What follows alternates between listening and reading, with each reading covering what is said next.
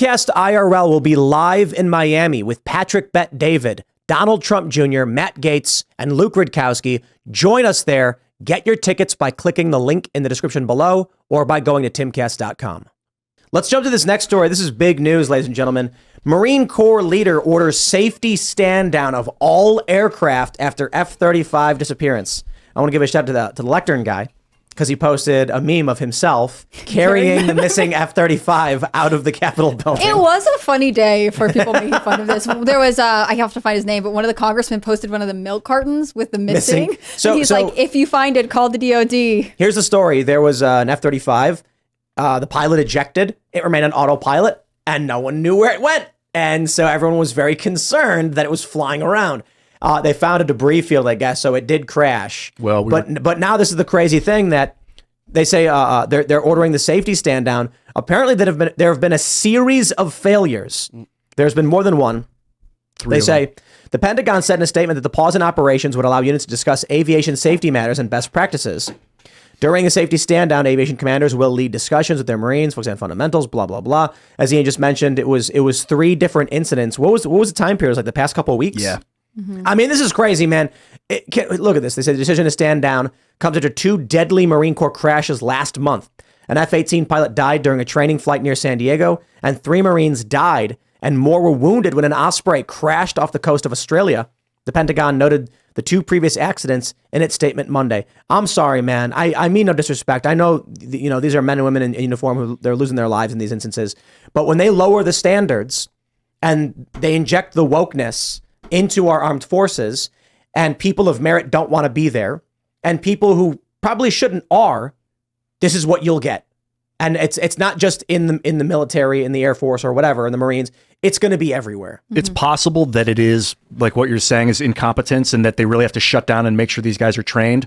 Or it could be that our machinery is getting hacked and they are afraid that if they keep it up and running, that it's going to get turned around on us. That is, so I was just going to mention that. Did you guys hear about the hacking that just happened in Vegas like last week? Let me tell you about the hacking in Vegas. It was everywhere. It wasn't Vegas. It wasn't in Vegas. Oh, really? This is crazy. Yeah.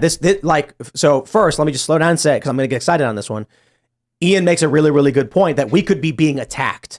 And how do you check to know an Osprey crash? So it's easy for us to be like, get woke, bro, go, ha, ha. But it could be that the system had a worm implanted in the operating system, the guidance system, and then it crashes, and they were like, it looks like an accident. Now they order a stand down. I kind of feel like that's a possibility. But here's what's crazy about Vegas.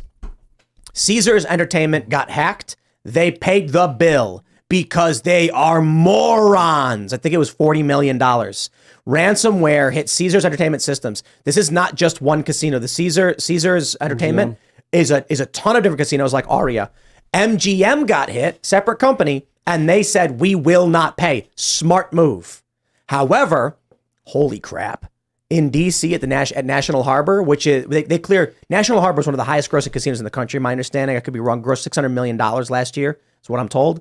And if you wanted to play there, everything was cash like the olden days. I should have gone and checked it out because it sounds crazy. But what the guys were telling me is that you'd go to a slot machine, you could only put cash in, and when you printed out a ticket, they would come and hand pay you because there was no machines to put it anywhere. That's what I'm talking about. There's no way in hell I'm going to settle for a USB-C, a central bank digital currency. Are you crazy? No one is going to stand for that. When the power goes out, can't do nothing. The hell you expect? Let society run. Oh, dude, worse than that, man. So with Caesars paying the bill, I mean, it's remarkable how stupid these people are. But they're probably thinking like, look, it's $40 million.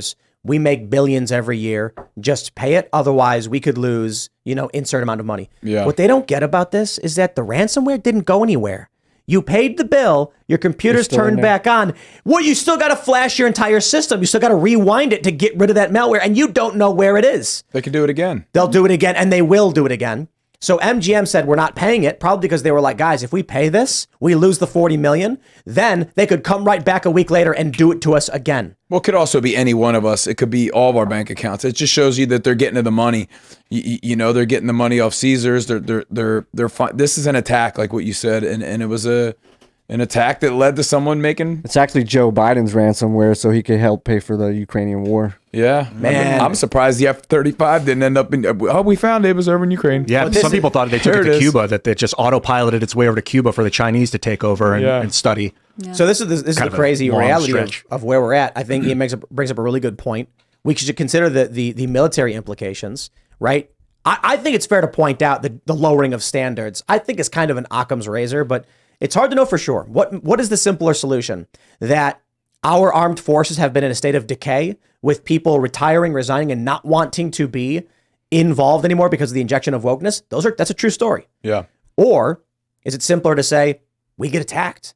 Cyber attacks are legit and real, and we are at war with Russia, whether anyone wants to admit it or not. Yeah. And three crashes in a month. Could that be? I feel like it sounds conspiratorial to say, but we are in war. Is it possible that Russia's like, let's start attacking their infrastructure? Well, and Russia knows that we continuously miss all our recruiting goals. Like, it's not a secret that we're not doing well in terms of recruiting high quality candidates. We are open about the culture that we are breeding in the military. I mean, videos of, what was it, one of the sailors like in uniform, then he spins and he's in drag. Like, these things go viral all the time. So I don't think it's a one or the other. I think it's a combination of both. People know that we are vulnerable right now. Yeah, but look at these wars. Sorry, Trev. Have you seen what China's doing with their military recruitment? No. They're starting to train little kids. Mm-hmm. Oh, how old? They have like straw figures with Japanese uniforms on them, and these little kids are stabbing them with like. That makes me think they're preparing for war in the next 10 years. A lot of people are saying that a speculation just to get like national, to get these kids like kind of brainwashed in the beginning, like they're not actually training them. But they want them to fight in 10 years. Well, they're preparing for it. Whether or not they want it, I don't know. And I don't want it either. I mean, China does this with everything, right? They're famous for their gymnasts who get separated from their families at young ages just to train all the time to become the best. I mean, it is about keeping up the national standard there. And they're having a really big famine lookout right now because what's it, the Xi Jinping or whatever? Mm-hmm. He's like starting to talk about world hunger is all of our or world food production is all of our responsibility, and they're saying that because of the droughts and the floods that their food production is like really, really bad right now. And then you got to consider, what does a country do when they don't have food for their people?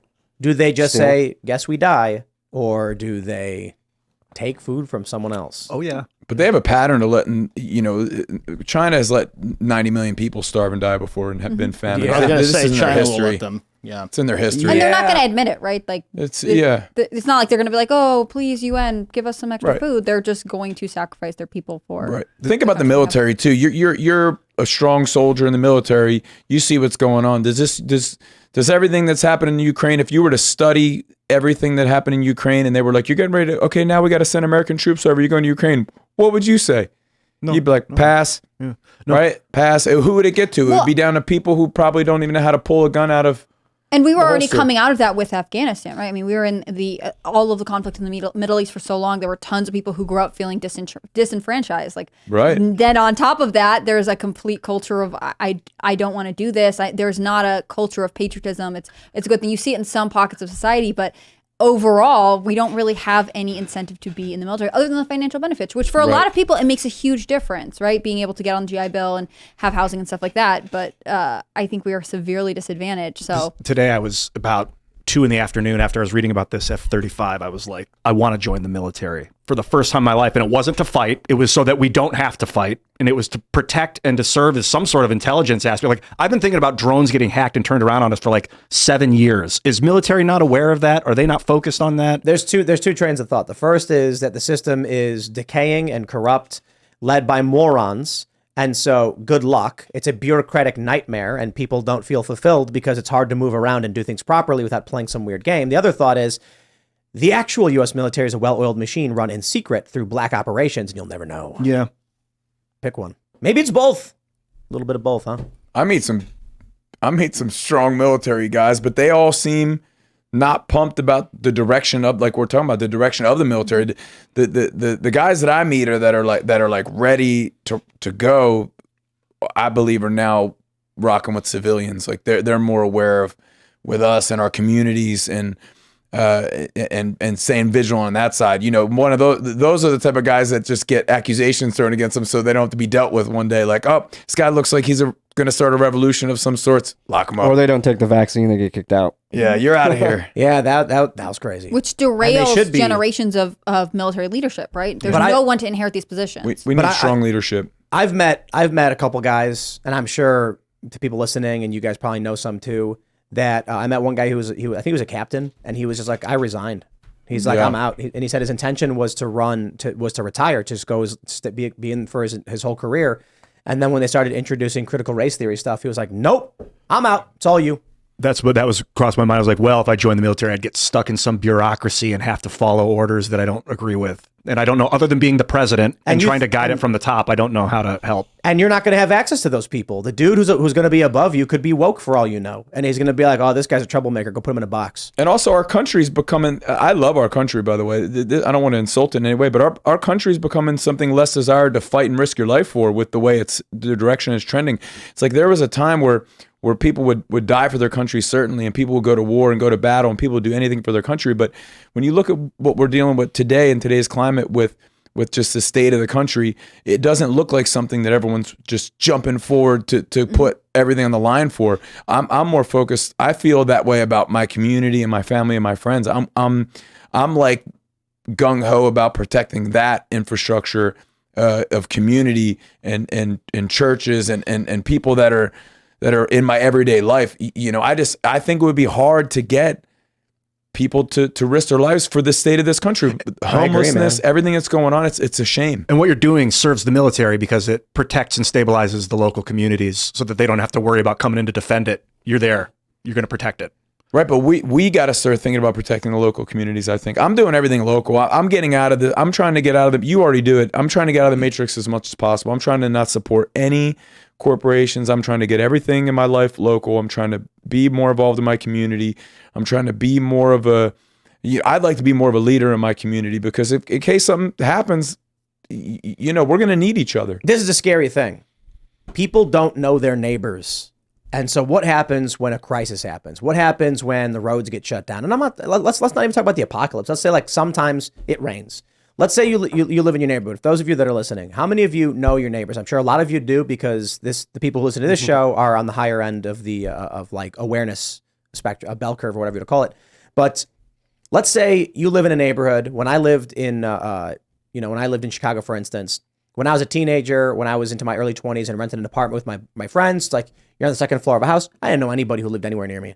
What happens if the road gets shut down as a major accident?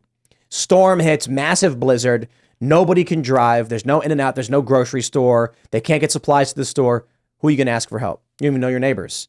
People need to talk to their neighbors, build community so that in the event of a flood, a fire, hurricane, you name it, you have a plan for what you do in the event of these plan and united. What happens? Look, I keep hearing that this is going to sound like a crazy conspiracy theory, but what's the only word you've heard in the last 6 months to a year is the word AI, right? AI is going to do everything. I know bands that are like, AI will write the song for me. It will. I know everybody's talking about AI.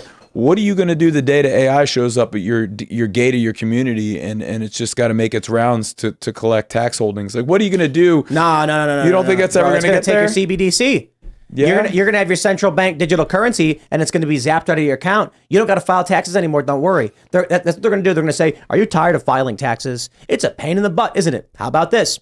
With CBDC, all automatically done for you. You don't got to even think about it. I mean, the thing is, AI isn't going to do the things that we need community to do, right? Like you have young children, you're married. Like if your wife had a medical emergency in the middle of the night and you had to take her to the hospital, hopefully your neighbor next door would come over and sit with your kids, right? Like there are some things that we just can't replace with technology, and it's really important to know the people you're around. We talk about it all the time in terms of being proactive, knowing who your kids are involved with, who you're doing business with, things like that. But there are times that there's just no substitute for the people around you. Ian, you sent me that AI video. Oh, right? did you? We should play a little bit of that. I was just thinking about it. Maybe we'll play it. Super freaky. We'll give it like a full segment. Yeah, that was sent to me by the architect. About like members only or something. But this is like, what was it, like 5 minutes or 10 minutes? How long was it? It was like 3 to 5. 3 to 5 minutes. A fully AI generated video. It was AI voice too and everything. No, I think someone did the voice. I think it was only the visuals or AI, but I can't tell. Whoever did the voice is a genius. The voice could have easily been AI. Great acting. But this is like a 3-minute video. And we are, after watching this, I'm like, yeah, okay, we're a year away from bro, we're going to pull up the AI. You're going to type into Chat GPT or something, and you're going to say, generate me a music video of a song by Adelita's Way. And it will be perfect. The video will play. It will be you guys. It will sound like you playing and singing. You'll watch it and say, what is this? Sounds like an easy way to cancel anyone. Look at what he said. It's No just an joke. AI version of you like saying the worst things or- ever. You're like, I didn't say that, I swear. Or you can't cancel anybody anymore. Yeah. Because everyone just says it's AI. I said this about Trump. Trump can come out and be like, that was AI. Look at the capabilities of what there's a video of the progression of even just a physical robot and what they can do. And when you watch that video, you will be like, that's what robots are doing nowadays. They can do front flips, back flips, land, there's a version of a robot out there right now that's so advanced that it's concerning. Dude, there's slime robots. Have you seen them? They're amorphous. They're like amoeba, and they're robotic. They're like, I don't know if they're iron graphene. I don't know what they're made of exactly, but they can go around and through cracks and stuff. Well, they really must be susceptible to ARs, because that seems to be the thing that they want none of us to have. They're mounting Scrap metal rifles onto these drone dogs. Have you seen the videos? Right, and The robo I'm dog going to with get me some guns on scrap metal, because that drone dog is going to get blown away. Right, that's the kind of stuff you got to be ready to blow away. I don't want to go to civil war and hurt no people. I don't think that the people we're dealing with even are brave enough to do that. They seem to kill from afar. Drone right? defense is by far the most important thing we can possibly do right now, is build up our drone defense systems, be it robot dogs or flying swarm drones. Hit them with a couple bullets. Lasers. They fall out of the sky. Well, no. We should use them, he's saying. No, and we need to learn how to defend against them too. That's coming, like whether it's robots, dogs on the ground, or from the sky swarming you from every angle. We need to learn how to defend against that. This is the thing about war right now. It's mostly drones, like we're seeing in Ukraine and stuff. And so I think you make a good point in that regard. What we're missing, I think, is microwave takedown techniques, jamming techniques. Now, the problem is it's a race. It's an arms race. They make more resilient drones. You make drone takedown methods.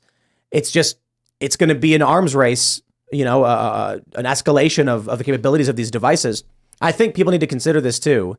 And I want to save a lot of the AI stuff. We'll talk about this in the members only, but I warned about this 10 years ago. I was, me and my friends, we launched the first live streaming aerial drone, and we were broadcasting from Occupy Wall Street with it. We got invited to a bunch of like university and like government panel stuff. I was selecting like a test location for where they would begin setting up and devising regulations on drones. And I told these guys, you need to prepare for when they take these things and they use them as weapons. Because if one of these things gets launched from 50 miles away and then sent full speed towards, say, New York City, what do you do? And they don't even know. And I'm like, this kind of stuff is at your doorstep. And this is a terrifying thing, but now you're seeing it in Ukraine where they have these videos where they're using them as weapons of war. So we definitely need our cities to be proactive on this stuff to prevent it. I do think there's probably really simple solutions we should think about. The problem is, what do you do when this thing falls out of the sky? So if you do like infrared lasers on the top of buildings to target a drone, an unknown drone or vessel coming into your city, if you hit that thing to stop it, it falls. It's going to land somewhere. But I don't have all the answers. Thanks for watching this clip from the Timcast IRL podcast. Hang out with us live Monday through Friday at 8 p.m. and become a member over at timcast.com for uncensored, members-only shows exclusive. Thanks for hanging out, and we'll see you all next time.